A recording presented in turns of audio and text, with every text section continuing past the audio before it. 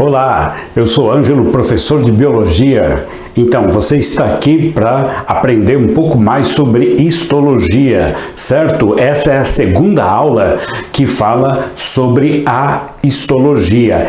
E também uma outra coisa, nós vamos continuar a aula número 1, que fala sobre tecido epitelial, certo? Olha, antes eu quero dar um recado para você, coisa rápida, hein?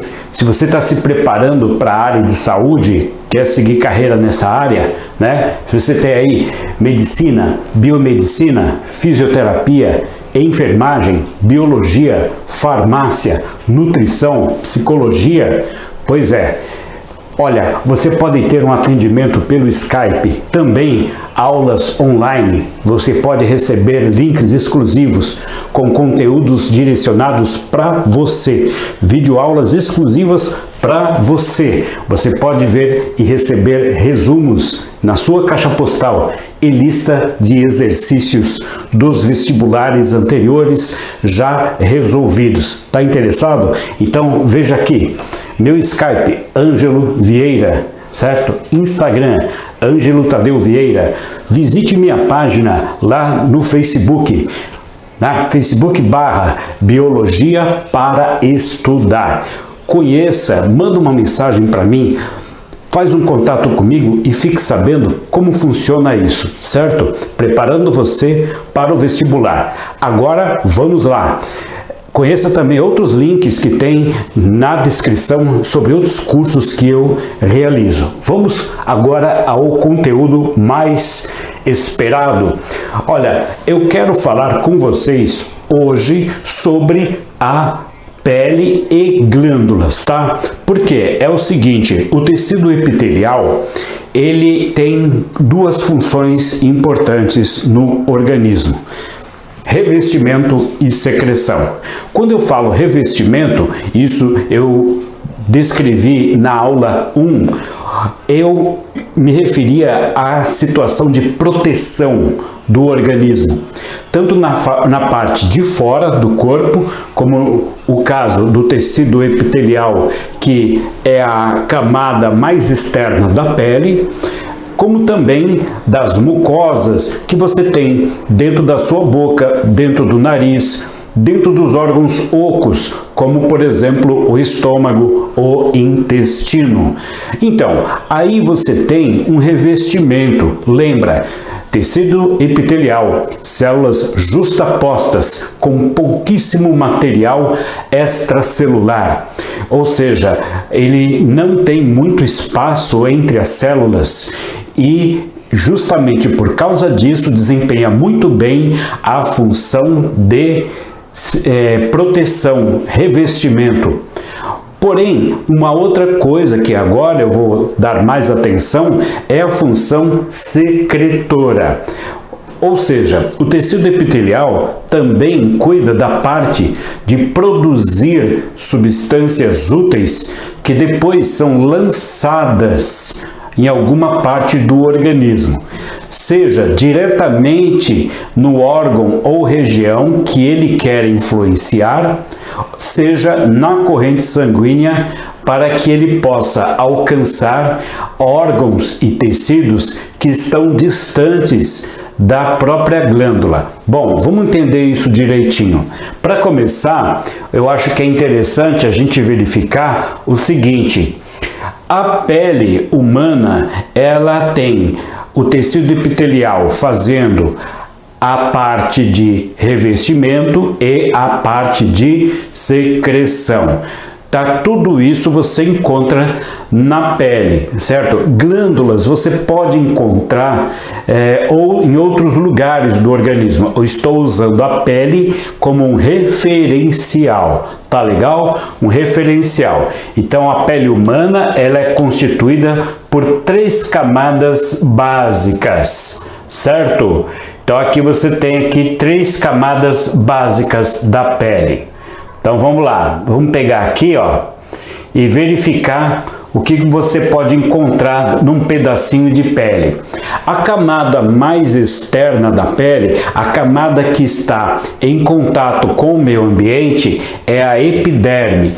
certo? Então a epiderme é um tecido epitelial e ele é de preferência um tecido pavimentoso estratificado, ou seja, ele tem células achatadinhas, mas em várias camadas empilhadas, certo? Para que ela possa realizar melhor a função de proteção. Então, por exemplo, quando você vai lavar o rosto, você seca o seu rosto, a toalha retira algumas células do seu tecido epitelial. Então é importante que essas células que saem todos os dias, em qualquer momento do dia, elas tenham uma substituta logo abaixo, certo? Para manter aquela função de proteção. Então, para isso, o que vai acontecer? Você vai ter várias camadas sobrepostas. Então, é um tecido estratificado, o que acontece na epiderme, tá? Então, aqui você está vendo como se fosse uma fatia de pele. Então, a camada de fora para dentro, a primeira, aquela que você consegue ver e aquela que você consegue tocar, é a epiderme, tá? Logo abaixo da epiderme, você tem a derme. A derme já não é mais um tecido epitelial, já é um tecido conjuntivo, que eu ainda não comecei a falar com vocês nessa série de histologia, certo? Isso, pela lógica, eu vou falar futuramente. Então aí vem a derme e depois uma outra camada que a gente conhece também como tecido subcutâneo adiposo ou hipoderme, que é a última camada da pele, que abaixo dela você vai encontrar o tecido muscular. Muito bem, então, como a gente pode ver nesse esqueminha, então aqui estão os pelos, certo? Os pelos estão aqui, a epiderme, e a epiderme pegando essa última camada, a camada mais superficial, você vai encontrar um estrato, né? Uma camada de várias células, que é conhecida como extrato córneo. Por que quer dizer extrato córneo? Quer dizer que é um extrato córneo, lembra chifre, certo?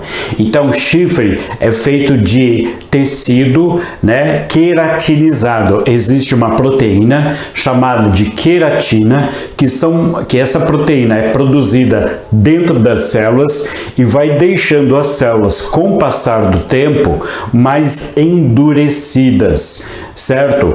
Então, chega a tal ponto que a célula acaba morrendo e acaba virando uma camada de tecido córneo, um tecido emborrachado, um tecido resistente, parecendo algo sem vida, como acontece, por exemplo, com um chifre de um animal. Ela é feita de tecido córneo, assim como as unhas, assim como o cabelo, certo? Muito bem, o excesso dessa proteína, chamada de queratina, ela faz com que esse tecido epitelial assuma uma característica de tecido córneo, né? Ou um tecido que não tem um aspecto vivo.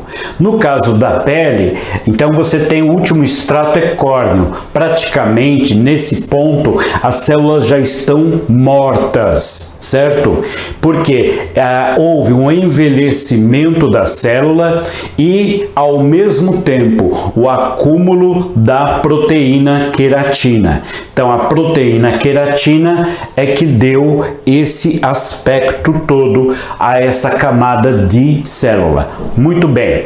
Aí o que acontece? Embaixo desse extrato córneo tem as células epidérmicas. Então, todo esse conjuntinho de células aqui, essa camada aqui, é uma camada de célula que tem a mesma origem, é o mesmo tipo do extrato córneo, mas como eles estão esse extrato está mais abaixo, as células ainda estão mais tenras, elas estão vivas, elas estão macias, elas são células mais jovens, certo? Então, Então, futuramente, cada célula daqui vai sendo empurrada para a parte de cima e aí ela substitui o extrato córneo, que é um extrato que a gente acaba descamando, acaba saindo do nosso corpo, como eu falei, no caso de enxugar o rosto com uma toalha, e aí acaba sendo substituída por uma célula que vem aqui, ó, das células epidérmicas vivas, que estão aqui embaixo.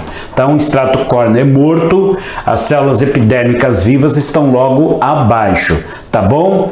Então, abaixo disso aqui já acabou a epiderme. Então a gente chega na derme, onde você vai encontrar, por exemplo, as glândulas de suor, que são chamadas também de sudoríparas, também as glândulas de sebo, de óleo, que elas aproveitam o orifício do próprio pelo, que o pelo faz na pele, então também conhecidas como glândulas sebáceas, tá? Então aqui você encontra o bulbo dos pelos, que é como se fosse a raiz dele, onde você vai ter a alimentação desse pelo, porque o pelo também é formado de células altamente queratinizadas, certo? E aqui, ó, em cada pelo do corpo, você vai encontrar um músculo chamado de músculo eretor do pelo. Esse músculo eretor do pelo vai ser responsável pela movimentação do pelo quando, por exemplo, você fica arrepiado ou arrepiada, tá? Por conta do frio, por conta do medo e etc. Isso serve para regular a temperatura, tá? Da superfície da pele. Ok, e aqui embaixo, então, a raiz é o folículo piloso, tá bom? Então, embaixo dele, o que você vai encontrar? Você vai encontrar essa camada, certo? Ah, tem um detalhe, aqui existe vascularização, mas eu não vou me aprofundar em tecido conjuntivo nesse vídeo, tá? Embaixo tem um tecido subcutâneo, quer dizer, que está embaixo da cutis, subcutâneo, e ele é um tecido de gordura, predominantemente gorduroso. Isso não quer dizer que tenha gordura solta aqui embaixo, né? Mas são células especiais, chamadas de células adiposas, e essas células adiposas, elas armazenam gordura aqui embaixo, formando uma tela subcutânea, tá? Muito bem. Então aqui você vai ter artérias, veias, todo o abastecimento de nutrientes e de gases respiratórios, tanto a entrega como a retirada de substâncias impuras está acontecendo aqui por essa região. Tá legal? Então isso aqui faz você entender que a pele ela é formada de diversas formas de tecido, são vários tecidos, como o epitelial, o conjuntivo, o muscular, né?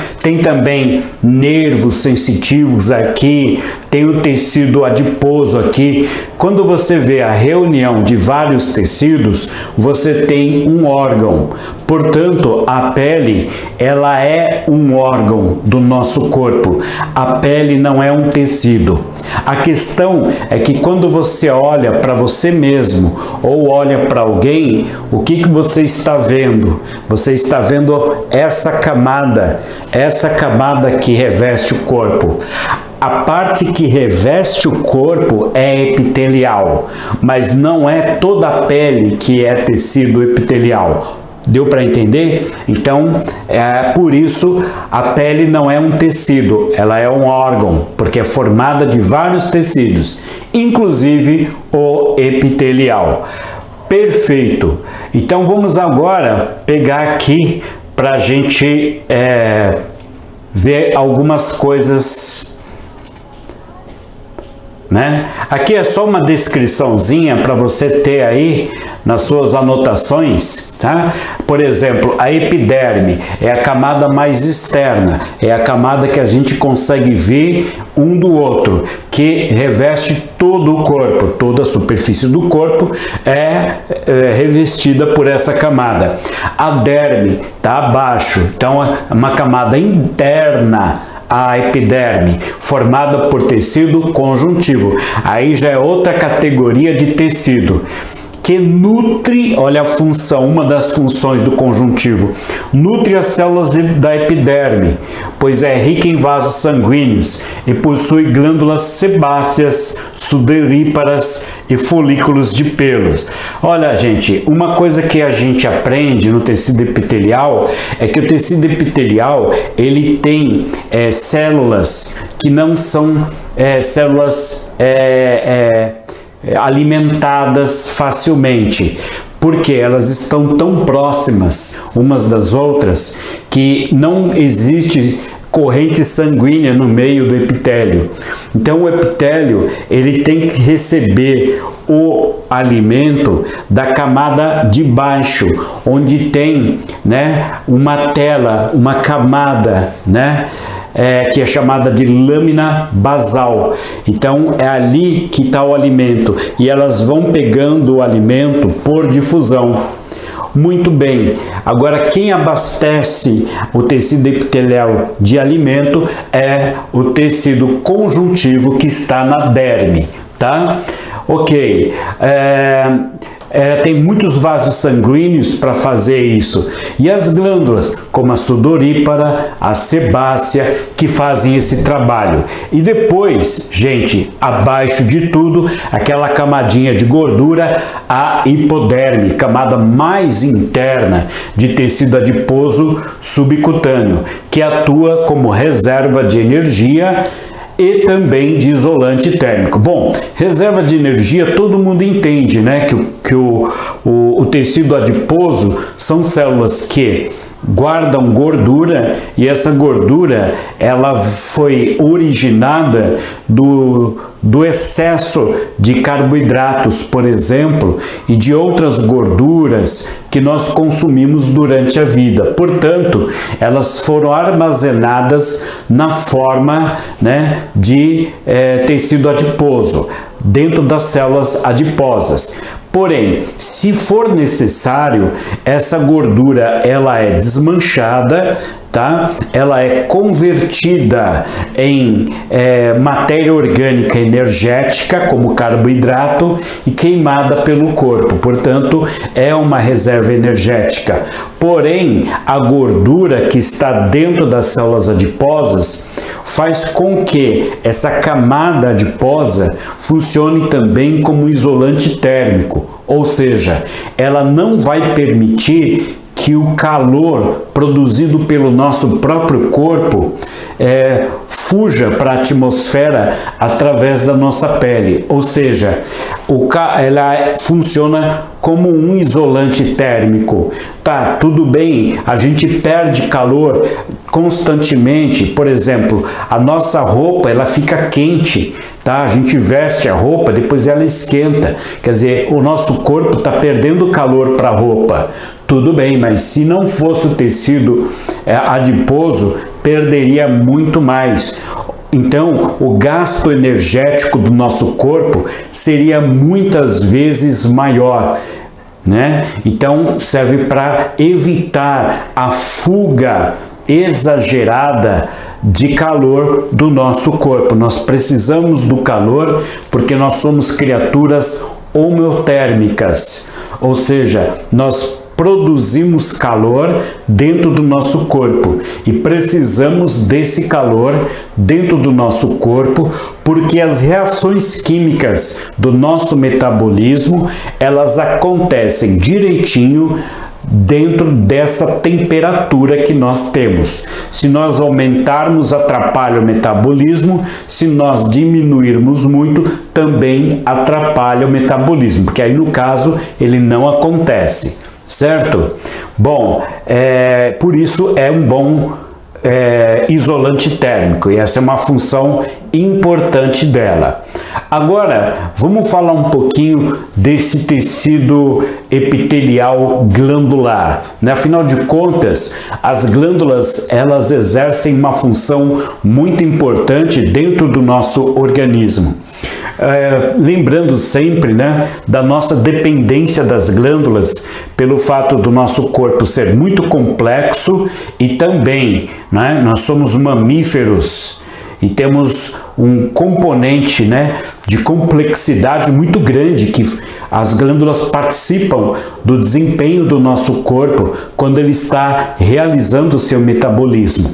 Então, o tecido epitelial glandular é uma derivação do tecido epitelial, né? Ou seja, é uma versão do tecido epitelial que tem a função de produzir e secretar alguma substância útil para o funcionamento do nosso corpo. Então, nesse tecido, nós podemos encontrar glândulas que são unicelulares, ou seja, uma única glândula funcionando como uma única célula funcionando como glândula, certo? Então, aí o que vai acontecer? Essa glândula, ela está, por exemplo, no tecido epitelial pseudoestratificado, que acontece na mucosa do nariz. Então, são células que funcionam como glândulas, produzindo a mucosa do nariz, que pode se transformar em catarro. Então, isso aí são células que são independentes. A própria célula é a glândula, tá? Ela produz e secreta o muco. Então, glândulas unicelulares. Ou também nós temos as multicelulares, que aí são conjuntinhos de células que formam bolsas produtoras de uma quantidade maior de secreção. Então aí são aquelas glândulas que, inclusive, você pode até ver alguns sinais dela a olho nu. Tá bom? Entre as multicelulares, que é o que importa nesse exato momento, nós vamos encontrar 3 tipos de glândulas, tá? As glândulas exócrinas, as glândulas endócrinas e as glândulas mistas. Vamos entender cada uma delas. Então aqui, por exemplo, ó, eu tenho um esquema de uma glândula exócrina. A glândula exócrina, então aqui você tem, por exemplo, você tem aqui uma camada de tecido epitelial, né, que está saindo para o lado de fora da pele, aqui, certo?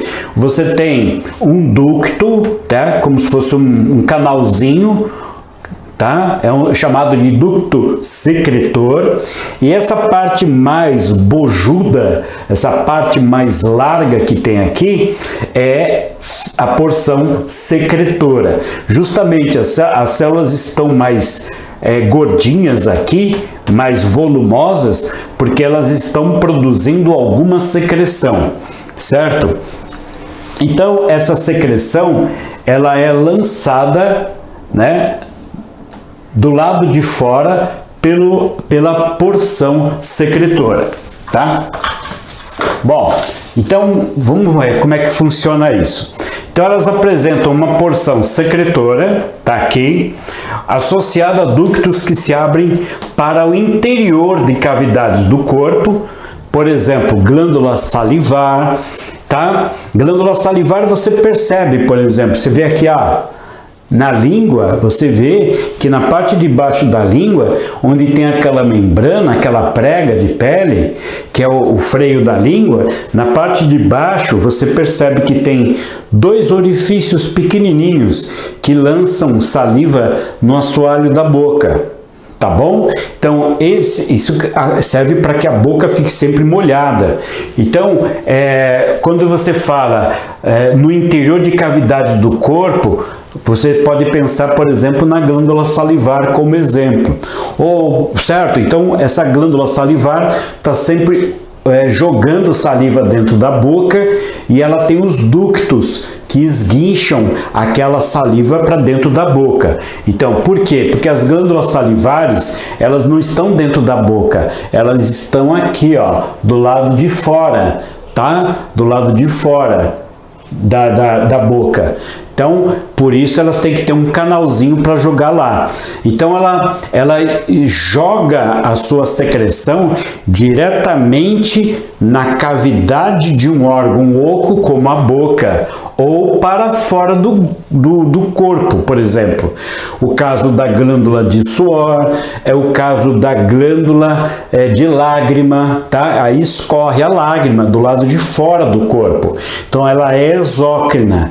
A glândula exócrina, ela pega aquele material e ela joga aquele material diretamente na superfície do corpo ou dentro de um órgão oco. Superfície do corpo ou dentro de um órgão oco. Mas ela tem uma ligação direta com a região onde ela vai atuar. Ou seja, ela quer causar algum efeito naquele lugar. Então, ela tem uma ligação direta com aquele lugar. Isso é exócrina, tá? E uma outra categoria que tem é a glândula endócrina, tá? Qual é a razão disso? A glândula endócrina, que vocês estão vendo aqui, ó, imaginem que isso aqui, por exemplo, é como se fosse uma laranja, certo? Eu corto a laranja e aí eu vejo os gominhos dessa laranja. Então, a glândula, ela tem um aspecto, por exemplo, de um globo, né, de uma esfera, como uma laranja, e você corta ela e vê os gominhos, tá? Que são as células secretoras. Também você pode encontrar aqui, ó, né, perto dos vasos sanguíneos, formando filetes de células secretoras. O que você não está vendo aqui? Você não está vendo o ducto secretor. Então, a glândula endócrina, ela não tem o ducto secretor, certo? Então, mas como é que ela faz para lançar o seu produto para que ele faça o efeito desejado? Ela, principalmente por não ter o ducto de saída, ela produz e ela vai se encharcando com aquele produto, ela vai se enchendo daquele material. E aí aquele material encharca a glândula como se ela fosse uma esponja molhada. E aí o que acontece? Sempre perto dela vai aparecer um vaso sanguíneo. Então, esse vaso sanguíneo, ele passa aqui e ele é muito estreito, ele é um capilar sanguíneo. Então, ele tem uma parede muito estreita e ele acaba servindo como dreno desse material. Então, ela secreta a substância em volta dela, onde passa sempre um vaso sanguíneo que, ó, drena, né? Recolhe aquele hormônio e leva embora. Portanto, em substituição ao canal secretor, ela vai ter um vaso sanguíneo. Tanto quando que está encostadinha assim no vaso sanguíneo, como está aqui apenas próxima do vaso sanguíneo. A endócrina joga a sua secreção, então, dentro de um vaso sanguíneo. E como o vaso sanguíneo faz parte de um circuito fechado, ou seja, é artéria e veia, então é um circuito fechado. Daí também é fácil de você lembrar endócrino, dentro do vaso sanguíneo, dentro da corrente sanguínea. Certo? Exócrino, fora da corrente sanguínea. É só você pensar, tá? Que o endócrino dentro de um circuito fechado que é a corrente sanguínea. Exócrina, fora do circuito fechado da corrente sanguínea, tá? Então, não apresentam ductos na porção secretora, eliminando a secreção nos vasos sanguíneos que estão próximos a ele. Suas secreções são chamadas de hormônio, isso é importante, tá? E atuam especificamente em determinados órgãos. Então, vamos analisar essa parte aqui. A secreção que é produzida por uma glândula endócrina, ela pode ser chamada de hormônio. Então, portanto, o hormônio, ele só é a secreção que circula no vaso sanguíneo? Sim. Então, quer dizer que lágrima, suor, saliva não são hormônios, são apenas secreções, certo? Agora, quando essa secreção é lançada no vaso sanguíneo, na corrente sanguínea, aí é que essa secreção pode ser chamada de hormônio. Portanto, só produz hormônio a glândula endócrina. Ok? E atuam especificamente em determinados órgãos. Por que esse detalhe? Porque é o seguinte, notem, se ela cai, a secreção, que a gente também chama de hormônio, cai na corrente sanguínea, ela vai circular pelo corpo todo. Então, mas acontece o seguinte, o hormônio vai funcionar no corpo todo?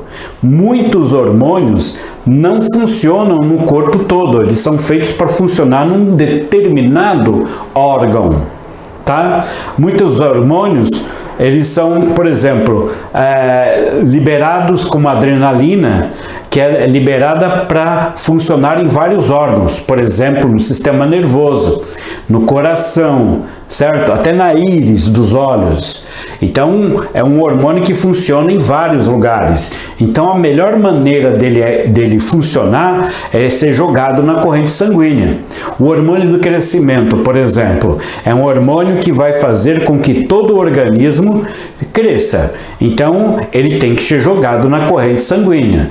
Mas, muitas vezes, o hormônio não é feito para todas as células, é para algumas células. O que acontece então? Se ele vai circular por todo o corpo, todas as células podem receber hormônio? Pode. Porém, por que só aquela célula ali é que responde ao hormônio?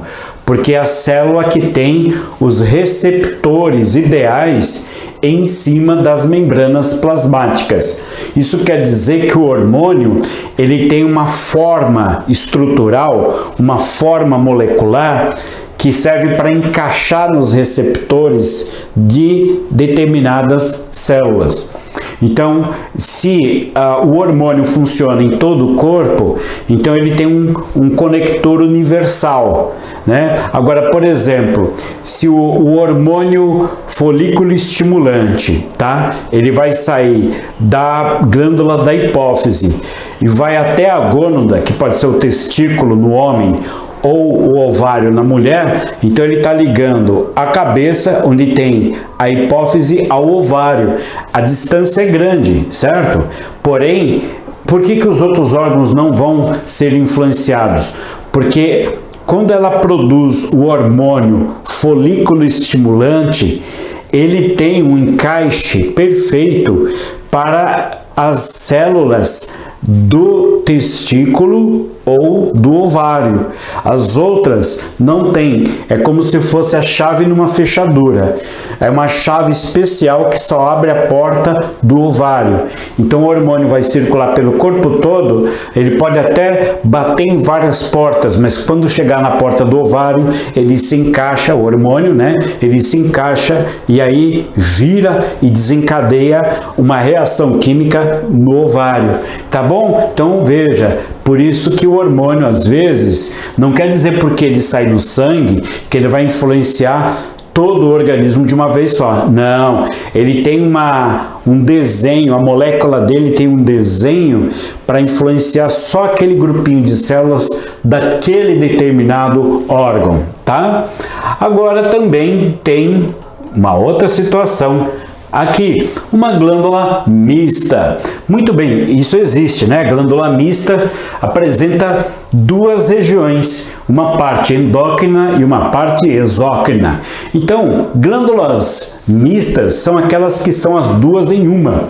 É o que acontece, por exemplo, no pâncreas, certo? Então, o pâncreas, ele é um órgão comprido, né, que fica perto do estômago, do fígado e da primeira parte do intestino delgado, né, a região que a gente chama de duodeno.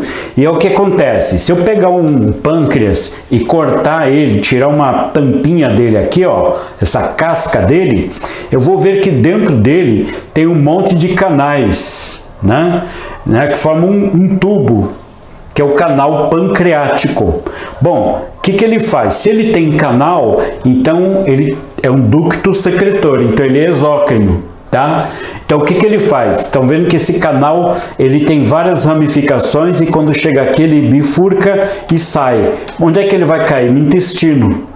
Então ele produz uma secreção exócrina no intestino, que é o caso do suco pancreático, que é uma secreção que tem diversas enzimas digestivas e essas enzimas digestivas vão facilitar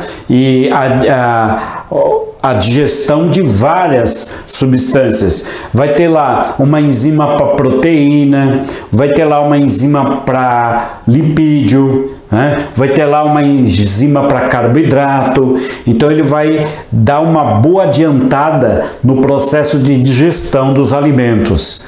Porém, além de ter essa porção exócrina, o pâncreas também tem as chamadas ilhotas pancreáticas, né?